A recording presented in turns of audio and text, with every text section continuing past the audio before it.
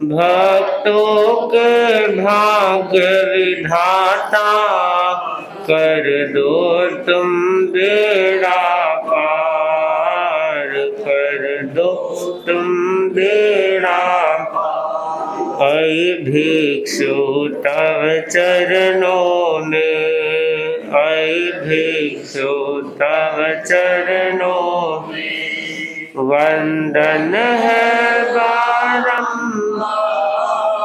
भक्तों के भाग्य विधाता कर दो तुम बेड़ा पार, कर दो तुम बेड़ा पार। तेरा पथ के निर्माता ज्योतिर्मय जीवन था, ज्योतिर्मय जीवन था।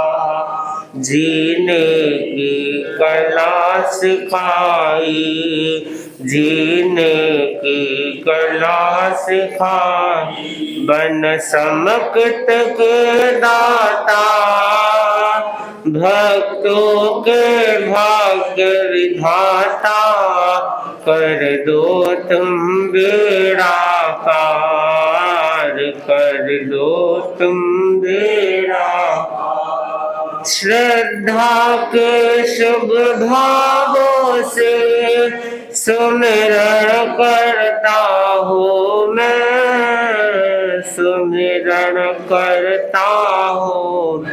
ओ सत्य सिंधु के प्रहरी, ओ सत्य सिंधु के प्रहरी। जुड़ जाए तुमसे तार, भक्तों के भाग्य विधाता कर दो तुम बेड़ा पार, कर दो तुम बेड़ा पार। अपना वैभव में पाओ ऐसा दे दो वरदान, ऐसा दे दो वरदान। मैं वीर वचन अनुरागी, मैं वीर वचन अनुरागी। पाओ जीवन का सार, भक्तों के भाग्य विधाता कर दो तुम बेड़ा पार, कर दो तुम बेड़ा पार। प्रकटे थे नभ में रेशम, बादल को चीर दिया, बादल को चीर दिया। मूर्छित मानव में कर दो, मूर्छित मानव में कर दो नव शक्ति का संचार। भक्तों के भाग्य विधाता कर दो तुम बेड़ा पार, कर दो तुम बेड़ा पार। कष्टों की रातों ने भी तेरा ही आश्रय है, तेरा ही आश्रय है। घट घट में तुम बस जाओ, घट घट में तुम बस जाओ। कर दो सबका उद्धार, भक्तों के भाग्य विधाता कर दो तुम बेड़ा पार, कर दो तुम बेड़ा पार। ऐ भिक्षु तव चरणों में, ऐ भिक्षु तव चरणों में वंदन है बारंबार। भक्तों के भाग्य विधाता कर दो तुम बेड़ा पार, कर दो तुम बेड़ा पार।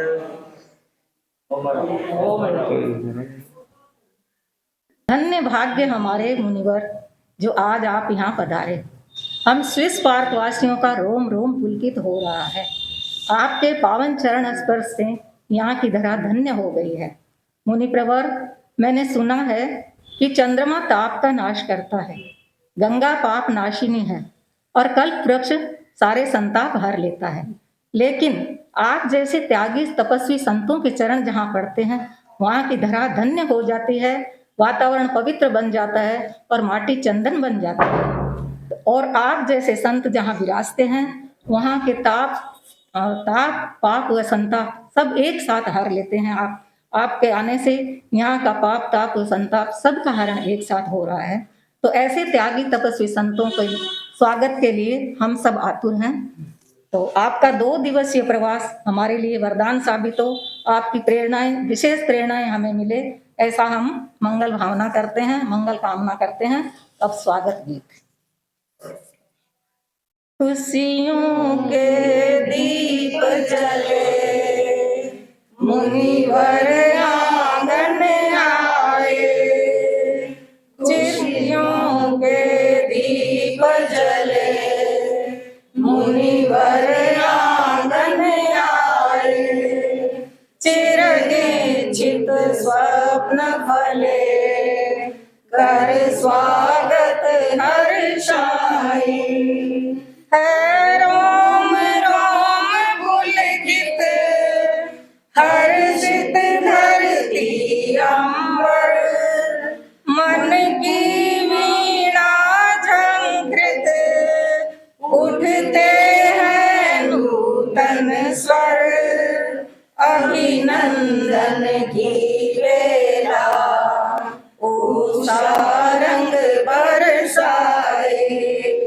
खुशियों के दीप जले, मुनिवर आंगन आए, श्रद्धा काले चंदन, करते सत सत वंदन, भावों के ले मोती, हम करते हैं अर्पण, नतमस्तक चरणों में, गण का गौरव गाए, खुशियों के दीप जले, मुनिवर आंगन आए, स्वागत की ये घड़ियां सबके मन को भाई, ये भोर सुहानी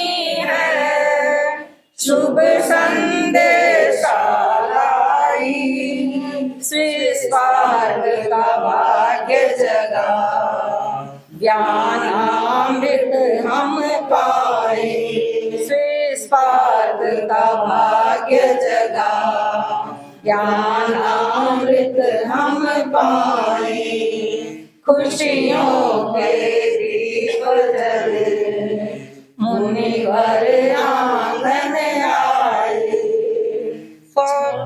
चिरनिश्चित स्वप्न फले, और स्वागत हर्षाई, खुशियों के दीप जले, मुनिवर आंगन आए।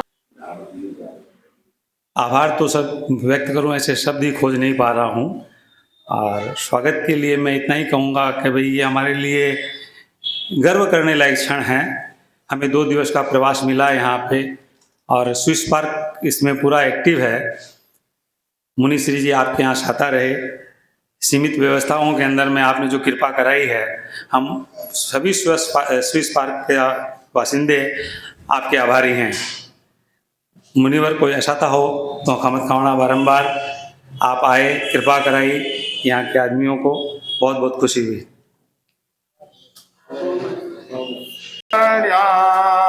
अहिंसा के अवतार भगवान महावीर स्वामी के श्री चरणों में कोटि से वंदन। योग प्रदान आचार्य महासमुद्र के श्री चरणों में कोटि से वंदन।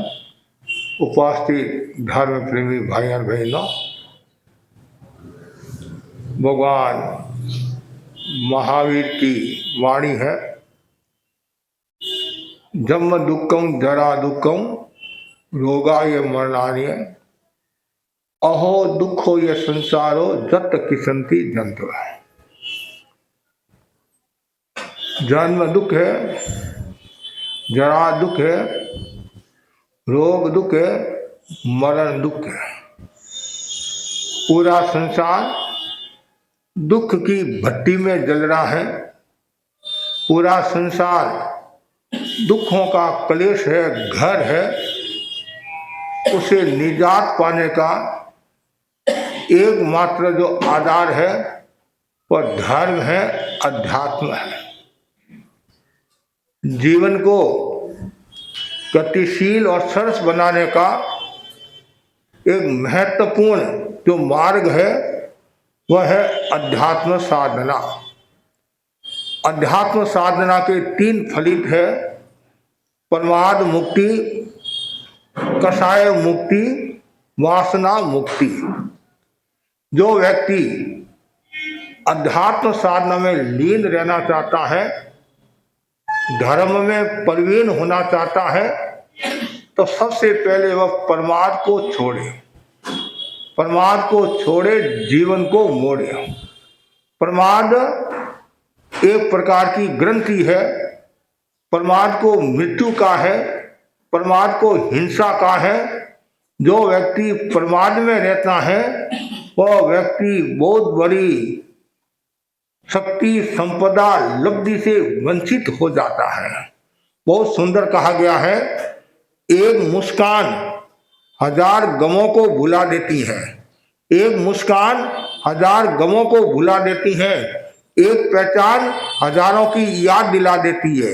एक पहचान हजारों की याद दिला देती है। संभल कर चलना साथी जीवन की डगर में, संभल कर चलना साथी जीवन की डगर में।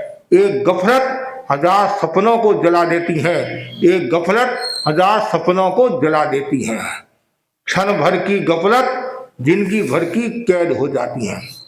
एक क्षण भी सावधानी हटी और दुर्घटना घटने में समय नहीं लगता है। कभी कभी देखते हैं आदमी अपनी मस्ती से जा रहा है और रोड पार करा है और एक क्षण भी सावधानी नहीं रखी और सामने से गाड़ी आई, टक्कर लगी, सामने वाला मृत्यु को प्राप्त हो गया।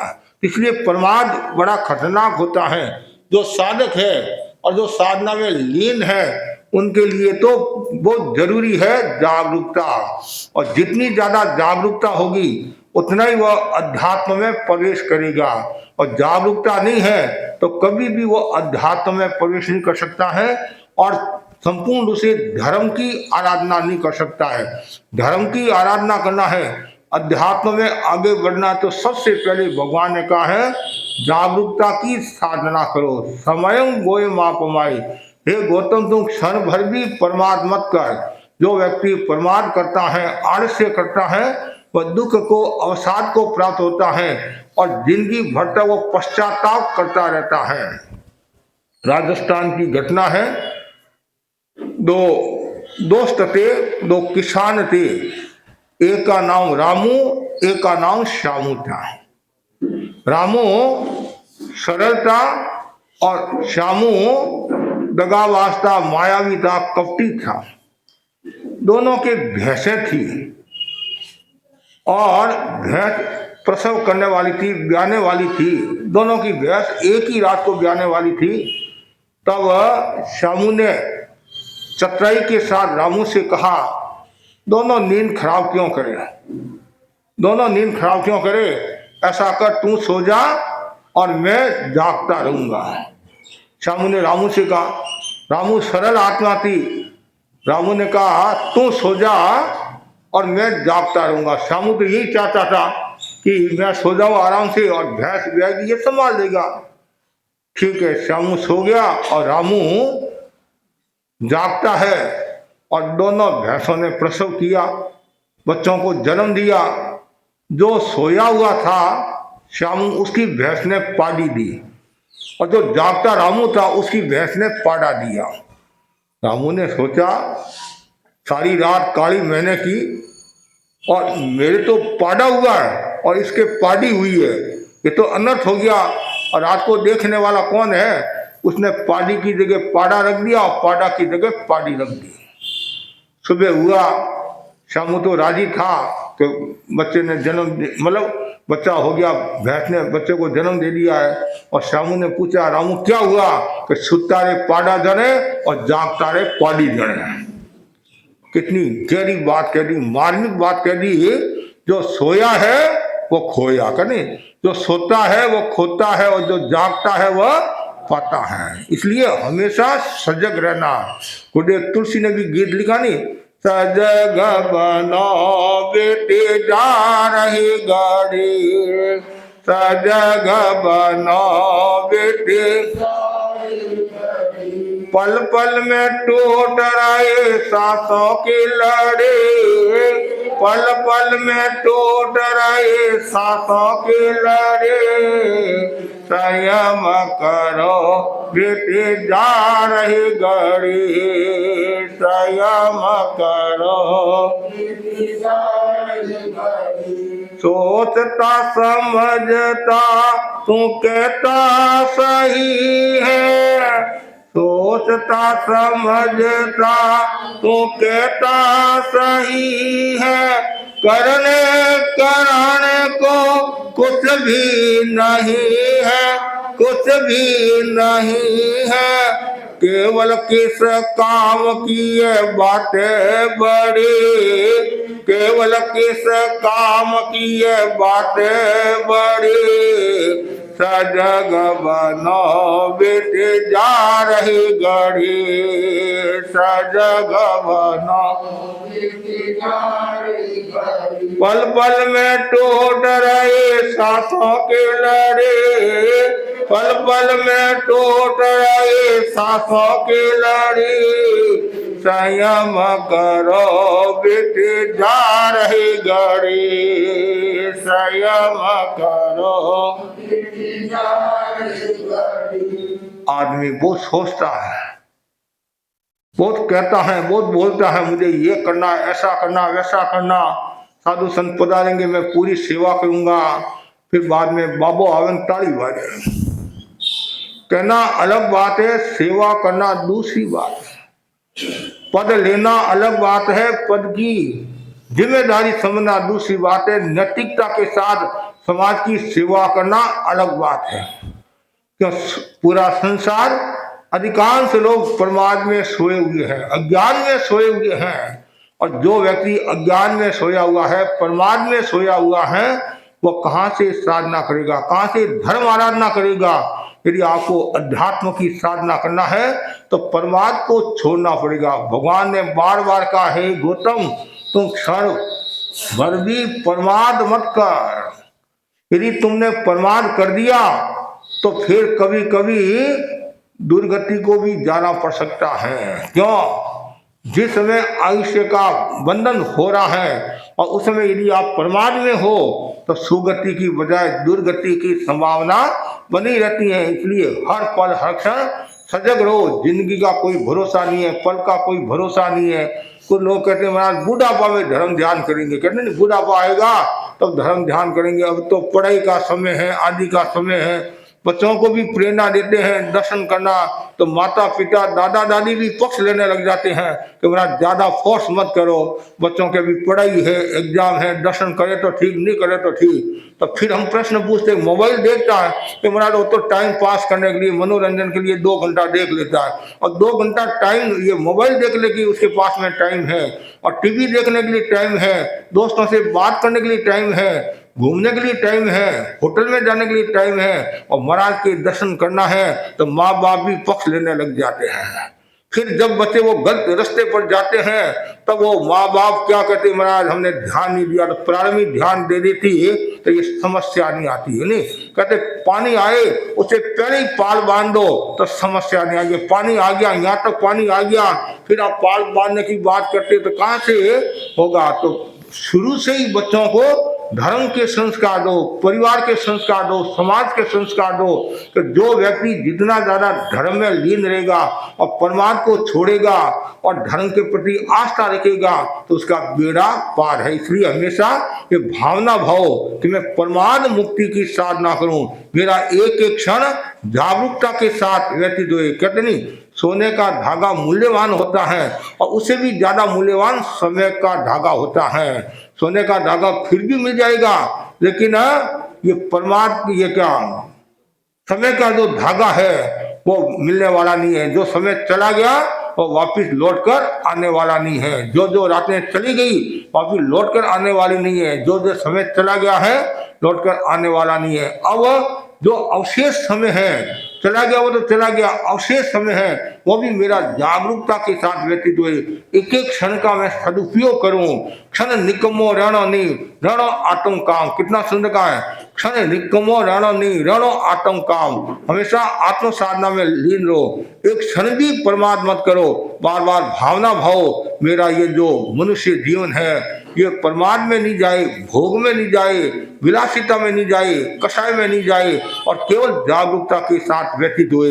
हर प्रवृत्ति में जागरूकता होनी चाहिए। खाने में, पीने में, बोलने में, चलने में, उठने में, बैठने में, कोई बात भी कहना है तो वो भी जागरूकता के साथ करनी चाहिए। सोना है तो जागरूकता के साथ करनी चाहिए। झाड़ू भी निकालते हैं, रसोई भी बनाते हैं, हर प्रवृत्ति में जागरूकता जरूरी है। और जागरूकता नहीं है तो कभी कभी नुकसान हो जाता है और आत्मा का तो नुकसान है ही है और व्यवहार में धन दौलत का भी नुकसान हो जाता है। इसलिए पहला जो सूत्र बताया है अध्यात्म साधना का वो है परमाद मुक्ति। दूसरा बताया है कषाय मुक्ति। मैं निरंतर कषाय मुक्ति की साधना करता रहूं। कितना सुंदर का है कि भाई मुक्ति किसमें है, न तो दिगंबर में मुक्ति है, न दिगंबरत्व में, न श्वेतांबर में मुक्ति है, न पक्ष में है, न विपक्ष में है, न तत्व में है, न विवाद में है, न और किसी में। तो मुक्ति किसमें है, कषाय मुक्ति की मुक्ति जो कषाय से मुक्त हो गया है उनकी मुक्ति है। कषाय को छोड़ना जरूरी है। कषाय छूटेगा तभी व्यक्ति मोक्ष को प्राप्त होगा। आप धर्म ध्यान करते हो, त्याग तपस्या करते हो, समाज समर करते हो, राष्ट्र की सेवा करते हो, सब कुछ करते हो, निर्जरा करे हो, लेकिन भीतर में यदि कषाय है, अनंतानुबंधी क्रोध का कषाय है और प्रत्याकान संज्वलन 4 प्रकार का बताया नहीं। यदि अनंतानुबंधी क्रोध है पत्थर की रेखा के समान तो समझना चाहिए आप कभी भी मोक्ष को प्राप्त नहीं होंगे। क्यों नहीं होंगे कि अनंतानुबंधी क्रोध वाला जीव को सम्यक्त्व की प्राप्ति नहीं होती। क्यों?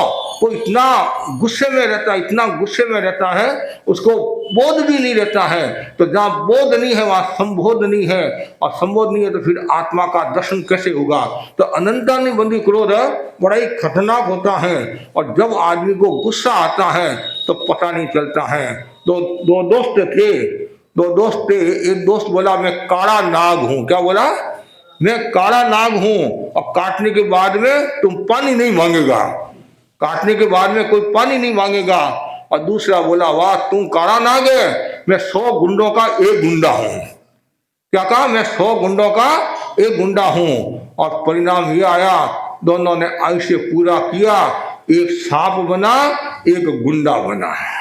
क्यों? जैसा बोला वैसा फल मिल गया। अब यदि कषाय में बोलोगे, क्रोध में बोलोगे तो कुछ न कुछ परिणाम तो आने वाले ही है। ये तो तत्व की बात, गहरी बात है। व्यवहार में भी देखते हैं, यदि आप गुस्से में आकर कुछ बोलते हैं तो अर्थ की जगह अनर्थ हो जाता है, नुकसान हो जाता है। इसलिए बहुत सुंदर कहा गया है क्रोध मूल मनर्था नाम। क्रोध संसार वर्धन है, धर्म क्षय क्रोध तस्मात् क्रोधं विवर्जित। कितना सुंदर कहा है कि क्रोध है जो अनर्थ की खान है, अनर्थ कराने वाला है, संबंधों को बिगाड़ने वाला है, संबंधों को तोड़ने वाला है और हर स्थिति में नुकसान पहुंचाने वाला है और संसार बढ़ाने वाला। क्रोध क्या है?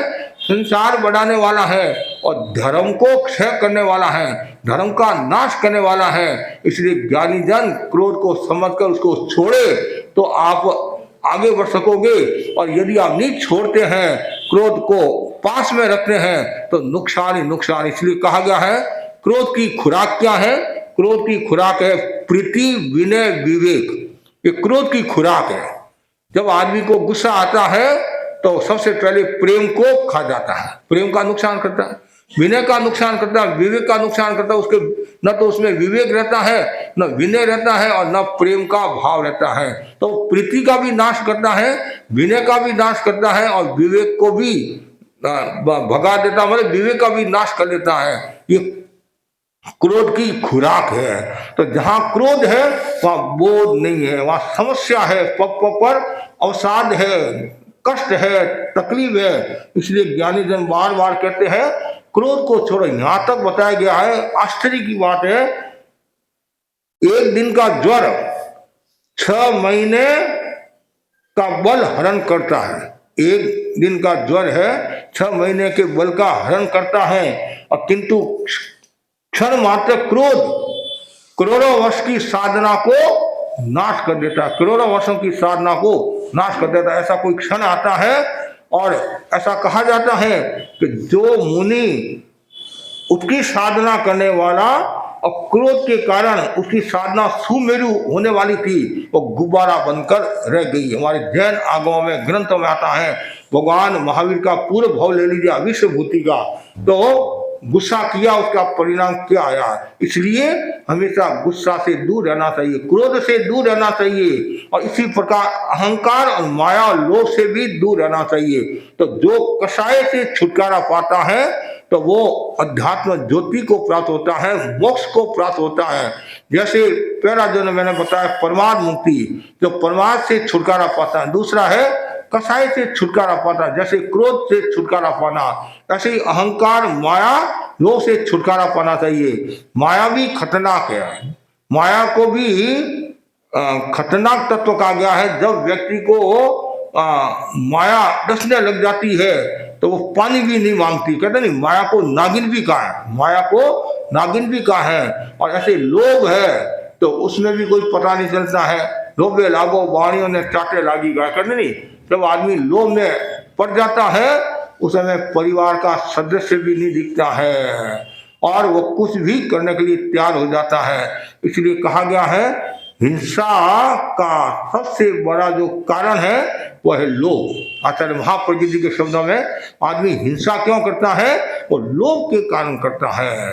हिंसा क्यों करता है, और भी कई कारण है, गरीबी में, अमीरी में, सत्ता के उन्माद में हिंसा करता है, अपराध करता है। लेकिन सबसे बड़ा जो कारण देखे एक दृष्टि से वह है लोभ। आज जितनी भी जो लड़ाइयाँ हो रही है, चाहे सत्ता के खातिर, धन के खातिर, तो उनमें भाव क्या है, लोभ। मेरे पास में ज्यादा से ज्यादा धन आए, पदार्थ आए, वस्तु आए, और मेरा वर्चस्व बना रहे। ये जो वर्चस्व का जो भाव रहता है, इसमें भी लोभ का भाव रहता है, प्रदर्शन का भाव है। तो कई ये सब कषाय से जुड़े हुए रहते हैं। तो लोभ भी आदमी को डूबने वाला होता है, नुकसान पहुंचाने वाला होता है। क्रोध, मान, माया फिर भी समझ में आ जाती है, और लोभ समझ में आना कठिन है। और ऐसे क्रोध, मान ये दो द्वेष की संज्ञा में आते हैं, माया और लोभ राग की संज्ञा में आते हैं। क्रोध, मान फिर भी समझ में आ जाते हैं, और माया और लोभ का समझ में आना कठिन है। और उनमें भी सबसे खतरनाक क्या है, वो लोभ है। और लोभ में पता नहीं चलता है, वो किसी को भी नहीं छोड़ता है, घर परिवार समाज को भी नहीं छोड़ता है, सगे बाप बेटे को भी नहीं छोड़ता है, बाप बेटी को भी नहीं छोड़ता है। उदाहरण के लिए एक सोनार की बेटी अपने पियर आई और उसको आभूषण बनाने के, तो उसने सोचा मैं दूसरे सोनार के पास जाऊंगी तो वो खोट मिला देगा या और भी कुछ घोटाला कर सकता है, लेकिन मैं मेरे भाई को ही दे दूँ, नहीं मेरा भाई सोनार है और वो आभूषण बना कर दे देगा तो उसमें खोट नहीं मिलाएगा। ठीक है, उसको दे दिया। और बहन और भाई दुकान में बैठे हैं, बातचीत करे हैं, और पिता है वो सामने बाहर बैठा था, धूप का सेवन ले रहा था, सर्दी का समय था। बाप के मन में आया कि बेटा आप भूल न जाए, क्या कहा, कहीं बेटा भूल न जाए, मतलब खोट मिलाना भूल न जाए। अब देखो सगी बेटी के बारे में भी लोभ का भाव आ गया, माया का भाव आ गया। तत्काल वो बोल पड़ा, अरे बेटा भगवान के घर सब समान है, बेटा भगवान के घर सब समान है, जैसे ये बात कही तो बेटा भी कम थोड़ा ही था। पिताजी लंका को पहले लूट लिया, जब मुझे खोट मिलाना था मिला दी। अब देखो आदमी बहन कोई नहीं छोड़ता है, बाप बेटी कोई नहीं छोड़ता है, तो दूसरों को क्या छोड़ेगा, वो क्या छोड़ेगा। तो ये जो लोक की जो संज्ञा है, हमारे जैन दर्शन में 18 सूत्र में संज्ञा के 10 प्रकार बताए नहीं, आहार संज्ञा, भय संज्ञा, मिथुन संज्ञा, परिग्रह संज्ञा, क्रोध संज्ञा, मान, माया, लोभ, ओग और ये संज्ञा लोभ। ये जो संज्ञा है, ये 10 प्रकार की जो संज्ञा, उसमें एक संज्ञा कौन सी है, लोभ की संज्ञा। लोभ इतना खतरनाक होता है, ऐसा कहा जाता है अत्यधिक लोभ के कारण व्यक्ति को लकवा प्राप्त हो जाता है। अत्यधिक लोभ के कारण व्यक्ति की सोचने की जो क्षमता है, मेमोरी जो पावर है, वह भी कम हो जाता है। और अत्यधिक लोभ के कारण व्यक्ति आदि व्याधि उपाधि को प्राप्त होता है, अनेक रोगों को प्राप्त होता है, और मन में हमेशा अशांति रहती है। वो कभी भी शांति को प्राप्त नहीं होता, क्यों, लोभ है नहीं। तो लोभ में आदमी कुछ भी करने के लिए तैयार हो जाता है। आश्चर्य होगा, आप दुकान मंगल करके आगे है और रात को 1 बजे भी ग्राहक आ गया है, तो आप दुकान खोलकर दे दोगे। और महाराज ने आपको याद किया है कि अभी कोई समय है महाराज, अभी तो नींद लेने का समय है, आपके और कोई काम नहीं है। अब देखो कितना फर्क पड़ गया, यहाँ कुछ मिलने वाला नहीं है, वहां मिलने वाला। और कभी कभी लोभ में आकर तो आदमी मृत्यु को भी प्राप्त हो जाता है। कभी कभी गैंग होती है, कभी कभी ऐसे होते हैं कि तुम यहाँ सौदा करना है, तुम्हारे को ये मिलने वाला, ये मिलने वाला, ये मिला। तो वो पहले तो समझ नहीं पाता है कि इतना माल मिलेगा मेरे को, और वो जाता है, ऐसा माल मिलता है, माल मिलता नहीं मिलता है, माल जरूर मिल जाती है। तो लोभ में आदमी कुछ भी करने के लिए तैयार हो जाता है। इसलिए ज्ञानी जन कहते हैं लोभ को छोड़ो, क्रोध, मान, माया, लोभ, इन सबको छोड़ना पड़ेगा, तब ही मुक्ति होगी। आप सोचते हैं महाराज मैं इतना धर्म ध्यान करता हूँ, थोड़ा तो लोभ करना चाहिए, थोड़ा लोभ करेगा तो नुकसान हो जाएगा। बस जो भी सावध्य प्रवृत्ति है, संसार को बढ़ाने वाली जो प्रवृत्ति है, थोड़ा सा भी यदि अंश आपके भीतर में है तो आपकी मुक्ति नहीं है। सीधी क्लियर बात है। मुक्ति कब होगी, कषाय मुक्ति के मुक्ति भी हुआ है। आप कितनी तपस्या कर लो, ऐसा कहा जाता है करोड़ों वर्षों की साधना करने वाला साधक, दिगंबरत्व की साधना करने वाला, कष्टों को सहन करने वाला, शरीर को सुखाने वाला, यदि भीतर में माया और लोभ का भाव है तो वो ऊंचाई को प्राप्त नहीं होता है, शिखर को प्राप्त नहीं होता है। शिखर को वही व्यक्ति प्राप्त होगा जिसके भीतर में क्षमा है, मृदुता है, सरलता है, निर्लोभता है, वह शिखर को प्राप्त होगा। इसलिए अध्यात्म साधना का दूसरा जो सूत्र है वह है कषाय मुक्ति, और तीसरा जो सूत्र है वह है वासना मुक्ति। तो वासना को उपासना में परिणत कर लिया, कितना सुंदर कहा है, वासना को उपासना में परिणत कर लिया, उसकी मुक्ति निश्चित है। और जो वासना को उपासना में परिणत नहीं करता है और वासना पर वासना कर और वासना में डूबा हुआ रहता है, वह व्यक्ति कभी भी धर्म को समझ नहीं पाता है। वासना बड़ी खतरनाक होती है। कोई भी चीज की वासना हो, जब तक संयम नहीं होगा तो वासना आपको सताती रहेगी। संयम कर लिया तो वासना कंट्रोल में हो जाएगी। वासना पर नियंत्रण जरूरी है। जो व्यक्ति वासना पर नियंत्रण कर लेता है, जो व्यक्ति इंद्रिय विजय की साधना करता है, वो व्यक्ति बहुत ऊंची गति को प्राप्त होता है और वह सबका पूजनीय आदरणीय हो जाता है। यहाँ तक भी देवता भी उसकी सेवा में रहते हैं। जो ब्रह्मचर्य की साधना करता है, वासना को कंट्रोल में रखता है, तो देवता भी उनकी सेवा में रहते हैं और नमस्कार करते हैं। देव दानव गंधवा जक रक्कस किन्नरा बम यान नमसंती दुक्करम जे करंती दम, कितना सुंदर का है। तो बहुत जरूरी है वासना पर कंट्रोल करना। वासना पर कंट्रोल कब होगा, जब आपके आहार का संयम होगा, शरीर का संयम होगा, इंद्रियों का संयम होगा, श्वासोश्वास का संयम होगा, भाषा का संयम होगा, मन का संयम होगा, और जितने जो दृश्य आदि देखते हैं गलत है, उन सबका संयम होगा, तो वासना पर आप कंट्रोल कर सकते हैं। कभी कभी आदमी पर इतना बाहर हो जाता है, फिर उसको कोई बोध ही नहीं रहता है और गलत काम कर लेता है, फिर बाद में वो पश्चाताप करता है। ज्ञानी जन कहते हैं पश्चाताप करना भी अच्छी बात है, क्यों गलती की पश्चाताप, तो पहले से ही आप सावधानी रखो कि मैं इस रास्ते नहीं जाऊंगा। आपको लगे ये चीज खाने से वासना बढ़ने वाली है, ये चीज देखने से वासना बढ़ने वाली है, ऐसा करने से वासना बढ़ने वाली है, किसी का अंग प्रत्यंग देखने से वासना बढ़ने वाली है, तत्काल उसको खींच लो। जैसे किसी व्यक्ति ने आंख का ऑपरेशन कराया, पुराने समय आंख की कारी बोलते ना, आंख की कारी, एक कपड़ा भी रखते थे, हरा कपड़ा क्यों रखते थे, भाई सूरज की किरणें नहीं गिरे, नहीं तो आंख खराब हो जाएगी आंख। तो जैसे आंख के बचाव के लिए सूरज की किरण से बचते हैं, उसी प्रकार जो साधक है, ब्रह्मचारी है, तो उसको स्त्रियों से दूर रहना चाहिए। और जो स्त्रियों से दूर रहता है, वासना से दूर रहता है, वो व्यक्ति बहुत बड़ी संपदा को प्राप्त होता है। प्रश्न पूछा गया विष क्या है? विष सामान्यतः विष का मतलब जहर है, लेकिन एक ये भी बताया है जो स्त्री संसर्ग करता है वो एक प्रकार का विष है। और जो जितना ज्यादा स्त्रियों के अंग प्रत्यंग को देखेगा और कटाक्ष की बात करेगा, गलत बातें करेगा, वासना की बात करेगा, ज्यादा हंसी मजाक भी वासना की ओर ले जाने वाली होती है। कितना मतलब बहुत गहरी बात बता दी है।